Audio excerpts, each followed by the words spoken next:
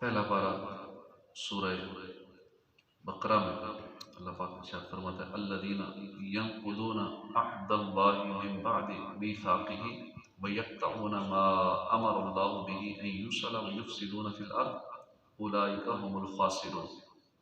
وہ لوگ جو اللہ کے وعدے کو پختہ ہونے کے بعد توڑ ڈالتے ہیں اور اس چیز کو کاٹتے ہیں جس کے جوڑنے کا اللہ نے حکم دیا ہے اور زمین میں فساد پھیلاتے ہیں، تو یہی لوگ نقصان اٹھانے والے ہیں۔ الذین ینقضون عہد اللہ، وہ جو اللہ کا عہد توڑتے ہیں۔ اب اس سے کیا مراد ہے؟ اللہ تعالیٰ نے گزشتہ آسمانی کتابوں میں حضور پر ایمان لانے کے متعلق فرمایا تھا، اور ایک قول یہ ہے کہ عہد تین ہے۔ پہلا عہد وہ جو اللہ نے تمام اولاد آدم سے لیا، اس کی ربوبیت کا اقرار کریں، اس کا بیان سورہ اعراف میں بھی موجود ہے۔ دوسرا عہد انبیاء کرام کے ساتھ مخصوص ہے کہ رسالت کی تبلیغ فرمائیں اور دین قائم کریں، اس کا بیان سورہ احزاب کی آیت نمبر 7 میں موجود ہے۔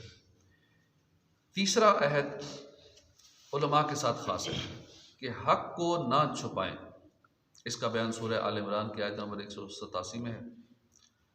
ما امر اللہ بہ، جس چیز کا اللہ نے حکم دیا، یعنی جن چیزوں کو ملانے کا حکم دیا وہ یہ ہے کہ رشتہ داروں سے تعلقات جوڑنا، مسلمانوں کے ساتھ دوستی اور محبت کرنا، تمام انبیاء علیہم السلام کو ماننا، تمام کتابوں کی تصدیق کرنا اور حق پر جمع ہونا۔ ان کو قطع کرنے کا معنی ہے کہ رشتہ داروں سے تعلق توڑنا، انبیاء کو نہ ماننا اور اللہ کی کتابوں کی تصدیق نہ کرنا۔ وہ لوگ جو اللہ کے وعدے کو پختہ ہونے کے بعد توڑ ڈالتے ہیں، یہ ایک عیب ہے، پہلا عیب ہے اللہ پاک سے وعدہ کر کے توڑ ڈالنا۔ اللہ کا وعدہ کیا ہے، اسے توڑنے کا مطلب کیا ہے؟ علماء نے بیان فرمایا کہ اللہ کے وعدے سے مراد اللہ کے احکام ہیں، اور توڑنے کا مطلب ہے کہ اللہ کی نافرمانی کرنا۔ مثلا اللہ نے نماز پڑھنے کا حکم دیا، نماز نہ پڑھنا، روزوں کا حکم دیا، روزے نہ رکھنا۔ اسی طرح جتنے احکام ہمیں دیے گئے ان کو بجا نہ لانا، جتنی باتوں سے منع کیا گیا اس سے نہ رکنا، تو اللہ سے کیے گئے وعدے کو توڑنا ہے۔ کتنے لوگ اللہ سے کیے گئے وعدہ توڑتے ہیں؟ فجر کے وقت تعداد کتنی ہوتی ہے نمازوں کی، دیگر نمازوں میں بھی دنیا بھر میں لوگ کتنے مسلمان ہیں اور کتنے نماز پڑھتے ہیں، اللہ کے وعدے کو کتنے توڑنے والے ہیں۔ کروڑوں مسلمان اللہ کے وعدے کو روزانہ توڑتے ہیں، نماز کو حکم ہے نہیں پڑھتے، دیگر جن نیک کاموں کا حکم ہے نہیں کرتے، جن باتوں سے منع کیا ہے سارا دن وہی کام کرتے ہیں، اللہ کے وعدے کو اس طرح توڑتے ہیں۔ مزید فرمایا کہ اس چیز کو کاٹتے ہیں جس کے جوڑنے کا اللہ نے حکم دیا، یہ دوسرا عیب ہے۔ ہر وہ رشتہ، ہر وہ تعلق جسے اللہ نے جوڑنے کا حکم دیا ہے اسے توڑ دینا۔ مثلا والدین کے ساتھ رشتہ نبھانے کا حکم ہے، والدین کے ساتھ تعلق توڑنا۔ کتنے ہمارے معاشرے میں ایسے ملیں گے مسلمان جو والدین سے ناراض ہیں، والدین کو تنگ کرتے ہیں، والدین کو ستاتے ہیں، بہن بھائیوں کے ساتھ تعلق توڑے ہوئے ہیں، حالانکہ اللہ نے نیک سلوک کرنے کا حکم دیا، ان سے تعلق توڑنا۔ دیگر عزیز رشتہ دار مثلا چچا، تایا، پھوپھی، خالہ وغیرہ سے تعلقات نبھاتے رہنے کا حکم ہے، ان سے قطع رحمی کرنا وغیرہ، یہ سب اس میں شامل ہے۔ اور تیسرا عیب ہے اور زمین میں فساد پھیلاتے ہیں۔ اب اس کی مختلف صورتیں ہیں فساد پھیلانے کی، یعنی ہر وہ عمل، ہر وہ کام، ہر کلام، حرکت جو ہمارے گھر میں، گلی میں، محلے میں، معاشرے میں بگاڑ کا سبب بنے، ایسے کام کرنا زمین میں فساد پھیلانے میں شامل ہے۔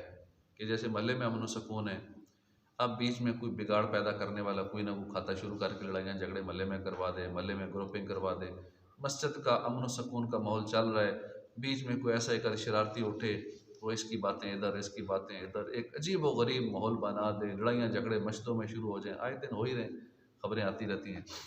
تو فساد پھیلانے والا کوئی شخص اعلانیہ گناہ کرتا ہے، مثلا اسے دیکھ کر دوسرے لوگ بھی اس کی نقل کرتے ہیں، تو یہ بھی فساد پھیلانے والا ہے کہ ایک غلط کام خود کر رہا ہے، اب دیکھا دیکھی اور لوگ بھی کریں گے تو یہ گناہ کو پھیلا رہا ہے، لوگ اس کی وجہ سے گناہوں کی طرف مائل ہوئے۔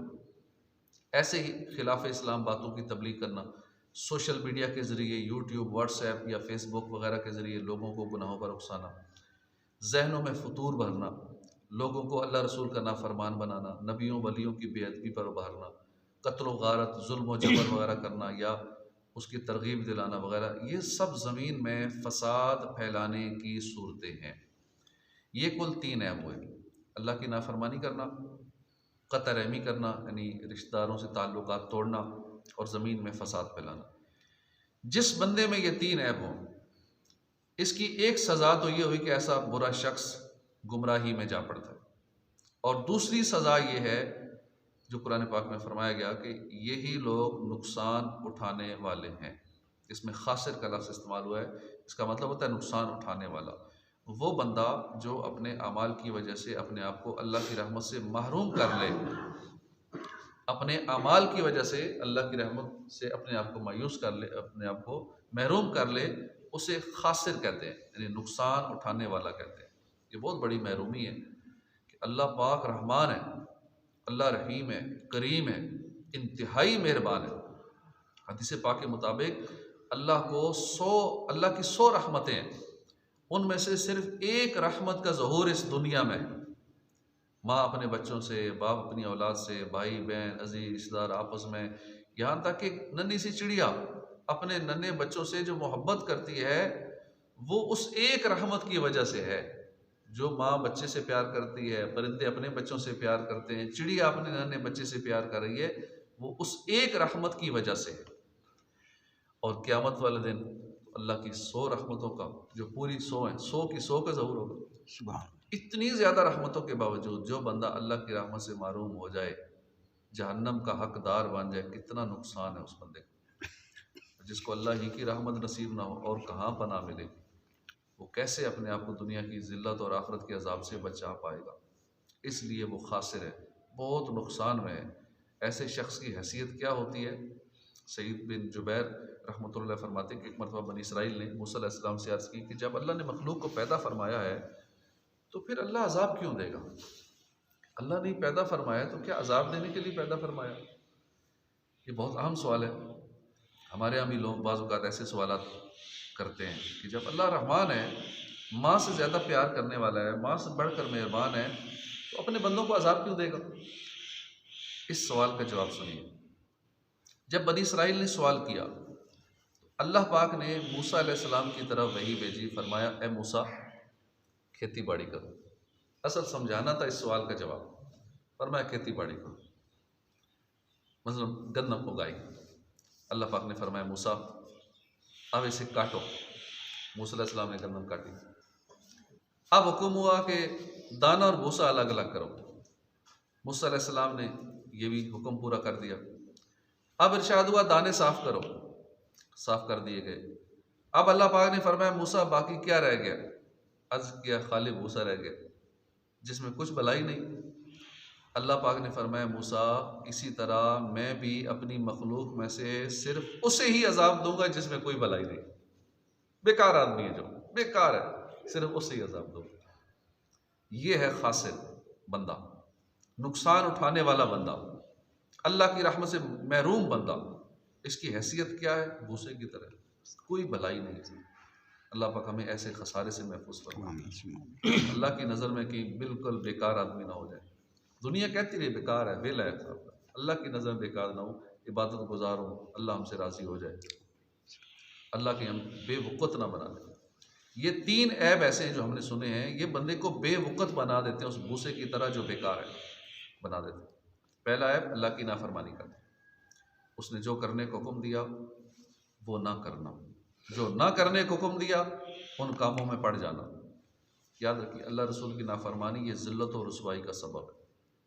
جو بندہ اللہ پاک کی نافرمانیاں کرتا رہتا ہے، توبہ نہیں کرتا، اللہ کی طرف رجوع نہیں لاتا، وہ اللہ کی بارگاہ میں ذلیل و رسوا ہو جاتا ہے، اس کی کوئی ویلیو نہیں رہتی، اور بارگاہ الہی میں اس کی کوئی وقت باقی نہیں رہتی۔